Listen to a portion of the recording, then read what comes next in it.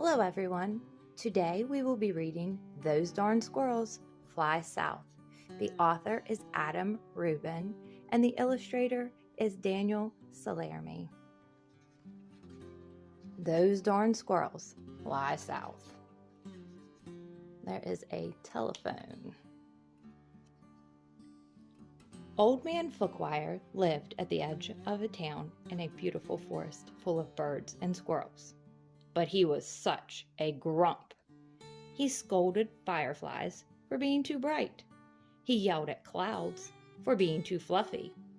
And when the lilacs bloomed, he pinched his nose with a clothespin so he wouldn't have to smell their scent. Even for a grump like Fookwire, it had been a glorious summer. He'd spent most of his time painting the colorful birds that visited his backyard. Sometimes, by accident, he painted a squirrel. Other times, the squirrels painted themselves. Then Fookwire would shake his old man fist and shout, "Those darn squirrels!" I think the squirrels are good artists. But now it was fall. The weather had turned crisp. The leaves had changed colors. And soon the birds would fly south for the winter. Fookwire would have to endure the long, cold winter months alone. And he's writing in his diary, and it says, "Dear diary, the birds are going to leave soon, and that makes me sad." Well, not exactly alone. The squirrels would be there too. Normally, the squirrels spent winters playing ping pong, building ships in bottles, and knitting. But this year, they had other plans. They were curious about where the birds went for winter vacation, so they decided to follow them. Now, not many people know this, but squirrels have a comprehensive understanding of aerodynamic engineering. They built gyrocopters from pine cones. Here that is, there's a gyrocopter. They built gliders from leaves. Here's the glider. They even built a zeppelin from an old shopping bag. And there's the zeppelin they made. When the first frost arrived, the bonga birds took off, followed by the baba birds and the yaba birds. They circled the house, waved goodbye to Fookwire, and headed south. The flugelbird spent a few minutes scarfing up the last of the farfel seeds. Then he took off too. Fookwire pouted as the sound of flapping wings faded into the distance. He turned to go inside and heard a rustling in the trees. A rustling followed by a whir followed by a buzz. What do you think he could be hearing? Do you think the squirrels are now taking off? If you said they were, you were correct. It was the squirrels launching their flying machines one by one. Some of the aircraft flew straighter than others, but eventually they all flew up, and away from the harvest-colored treetops and into the cool blue autumn air. The old man could hardly believe his eyes. "Great googly moogly," he said. "It's a whole flock of flying squirrels." The squirrels followed the flugelbirds for days. They followed through the night. They flew through the rain.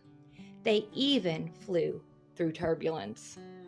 Finally, just when the squirrels thought they couldn't fly any longer, the flugelbird swooped down and landed gracefully on a beach.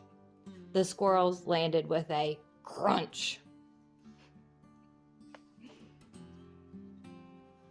The beach was so warm and beautiful, and the squirrels were so happy to be done flying. They decided to have a fiesta. They went swimming and ate mangoes with salt and lime. They played the marimba and danced the merengue. The party lasted all night long. Over the next few weeks, the squirrels made themselves right at home. There were many new plants to snack on. There were also many new birds to see. There were cocoa birds, kiki birds, and karimba birds. There were too many birds to count. One of the birds reminded the squirrels of someone they knew. I think it's this bird right here. And who do you think that bird looks like? I believe it looks like Old Man Fookwire. Deep in the snowy woods, a strange noise woke Old Man Fookwire from his nap. It was coming from the telephone. He was getting a call.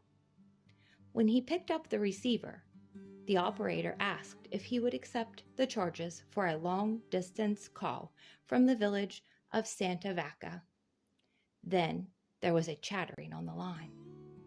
"Those darn squirrels!" shouted Fookwire. The squirrels are calling him.